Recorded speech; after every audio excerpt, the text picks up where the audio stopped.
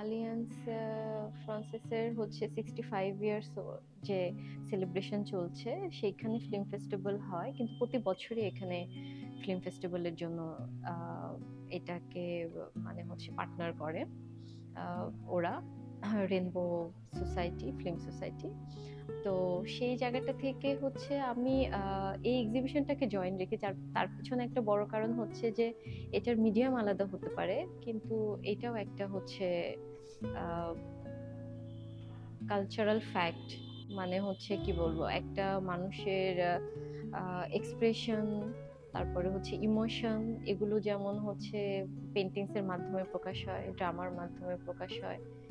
তো এটাও একটা মিডিয়াম সেরকম। অনেকে এটা প্রশ্ন করেছে যে ফিল্মের সাথে পেন্টিংসটা কেন আসছে। এটা খুব কমন একটা চিন্তা। প্রথমে মানুষ যখন শুনেছে যে একটা এক্সিবিশন হবে এরকম, এটা তাদের প্রথম একটা ধারণা আর কি।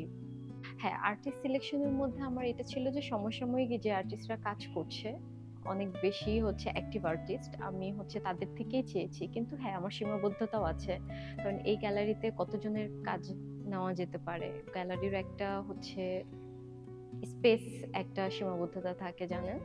আমার আগে থেকেই তো সবার সাথে কম বেশি যোগাযোগ ছিল, তো আমাকে কম বেশি চিনতো। তো আমি শান্তিনিকেতন থেকে পড়াশোনা করে আসার পরবর্তীতে তো এখানে মোটামুটি মুখ চেনা সবাই ছিল। আর সবার একটা ভরসার জায়গা থাকে যে ও পারবে হয়তো এটা করতে।